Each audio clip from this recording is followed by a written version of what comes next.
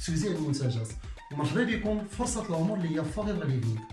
بالنسبه لفوريفر ليفينغ برودكتس، هي شركه امريكيه تاسست سنه 1978 من طرف الارشي ملياردير ريكس موغان، اللي اعتمد على واحد الطريقه اسمها التسويق الشبكي في توزيع المنتجات، اللي هي خطه تسويقيه حديثه. لان كما كنعرفوا بالنسبه للتسويق في العالم كامل كاين جوج الانواع، كاين التسويق التقليدي وكاين التسويق الشبكي.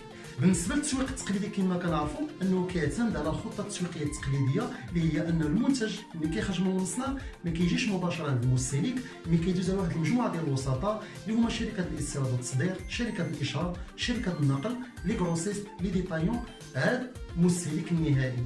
مي بالنسبه لفوريفر ليفينغ اللي كتعتمد على التسويق الشبكي، قامت بالغاء هاد الوسطاء هادو كاملين ودارت واحد القضيه سميتها البيع المباشر، بمعنى المنتج كيخرج من المصنع كيجي مباشره عند المستهلك عن طريق واحد الموزع اللي هو عضو مع شركه فوريفر ليفينغ. وبالنسبه للمعنى الحقيقي ديال التسويق الشبكي، انه فوريفر ولا المنتج ديال فوريفر الا ما سمعتيش به ما غتشوفوش، بمعنى ما كديرش اشاره تلفازه ولا في لوحه اشاريه، اللي كتعتمد على الطريقه ديال الاشهار الشفوي. وعن طريق الاشهار الشفوي استطاعت الشركه من 1978 ل 2018 استطاعت توصل ل 185 دوله، وطبعا من ضمن الدول دوله المغرب.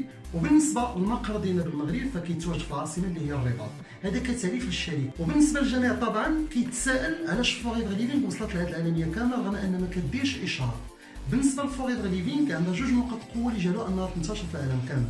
اول نقطه قوه هي المنتجات، ثاني نقطه قوه هي الطريقه ديال التسويق. ينفع كنهضروا على منتجات فوريفر ليفينغ فكنهضروا على منتجات اللي هي طبيعيه وخاصه بالصحه او ما يسمى بالمشاكل الصحيه الداخليه والخارجيه اللي كيعاني منها الانسان. وبالنسبه للمنتجات عند فوريفر هي منتجات طبيعيه كتقدم النبته ديال داروي برا الاستثمار، زائد ان هذه المنتجات عندها ترخيص وزاره الصحه المغربيه، زائد ان فيها الضمانه ديال الاستهلاك ديال 30 يوم. وبالنسبه للنقطه الثانيه اللي كتعتبر نقطه قوه بالنسبه لفوريفر ليفينغ هي الطريقه ديال التسويق ديال المنتجات. كما كنعرفوا الطريقه اللي كتعتمد عليها هي الطريقه ديال التسويق الشبكي. ومني كنهضروا على الطريقه ديال التسويق الشبكي كنهضروا على ثلاثه مصادر الربح ماشي مصدر واحد، لان هذه تجاره حديثه. يعني بالنسبه لفوريفر عندك المصدر الاول ديال الربح هو البيع ديال المنتجات اللي كتستافد ما بين 15% حتى 48% على حسب مستوى العمل ديالك مع الشركه وعلى حسب الجهد ديالك.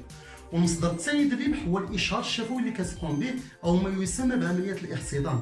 يعني اي واحد اقترحتي ليه رافير كما تقترحت عليك يمكن لك تستافد ما بين 20% حتى 33% اللي كتستافد مع ايكيفالون ديالها ما بين 500 درهم حتى 2000 درهم. والمصدر الثالث ديال الربح هو الفريق، بمعنى انه عن طريق الاحتضان وعن طريق المساعده ديال الناس اللي ولاو عندك اعضاء في الفريق ديالك، كتعطيهم فورماسيون على الطريقه ديال المبيعات، كتعطيهم فورماسيون على الطريقه ديال الاحتضان، مع المجهود ديالهم كيمكن لهم يكونوا فريق.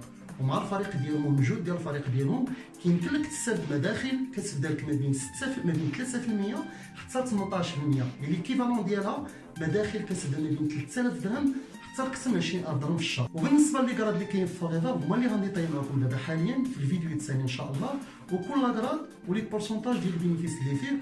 ومرحبا بالجميع وان شاء الله نتواصلوا في الفيديو الثاني، ومرحبا بكم.